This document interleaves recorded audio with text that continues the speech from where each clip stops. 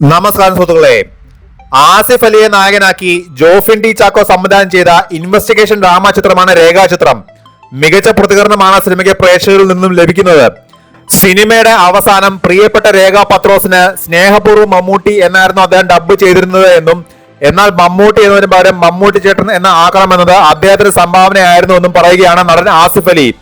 മമ്മൂക്ക യാത്ര പോകുന്ന ദിവസം രാവിലെ 6 മണിക്ക് സ്റ്റുഡിയോയിൽ എത്തിയാണ് ആ സീൻ ഡബ്ബ് ചെയ്തത്. അത്രത്തോളം സമർപ്പണവും പാഷനുമാണ് അദ്ദേഹത്തിന്റെ സിനിമകൾ എന്ന് ഒരു ഓൺലൈൻ മാധ്യമത്തിൽ നൽകിയ അഭിമുഖത്തിൽ ആസിഫ് അലി പറഞ്ഞു. രേഖാ ചിത്രത്തിൽ ആദ്യം ഡബ്ബ് ചെയ്തത് പ്രിയപ്പെട്ട രേഖ പത്രോസിന് സ്നേഹപൂർവ്വം മമ്മൂട്ടി എന്നായിരുന്നു. മമ്മൂട്ടി എന്നതിൽ നിന്നും മമ്മൂട്ടി ചേട്ടൻ എന്ന് ആ ഡയലോഗ് മാറ്റി പറയാനുള്ളത് മമ്മൂക്കയുടെ തന്നെ തീരുമാനമായിരുന്നു. മമ്മൂക്ക ഒരു ഇന്റർനാഷണൽ ട്രിപ്പ് പോകുന്നതിന് തലേദിവസം രാത്രിയിലാണ് അദ്ദേഹം ജോഫിന് മെസ്സേജ് അയച്ച് വെളുപ്പിന് 6 മണിക്ക് ഡബ്ബിങ്ങിൽ കറക്ഷൻ ഉണ്ട് വരണമെന്ന് പറഞ്ഞത്. അദ്ദേഹം ഗസ്റ്റ് അപ്പിയറൻസ് അഭിനയിക്കുന്ന ഒരു പടത്തിന് വേണ്ടിയാണ് ഇത് ചെയ്തത് എന്ന് നമ്മൾ ആലോചിക്കണം. യാത്ര പോകുന്ന ദിവസം രാവിലെ അദ്ദേഹം 5:30 മണിക്ക് എത്തി 6 മണിക്ക് ഡബ്ബ് ചെയ്ത് 7 മണിക്ക് എയർപോർട്ടിലെത്തി. ആ കമ്മിറ്റ്മെന്റ് നമ്മൾ ആലോചിക്കണം. അദ്ദേഹത്തിന് ആ സിനിമകളിൽ പാഷനാണ് അത്.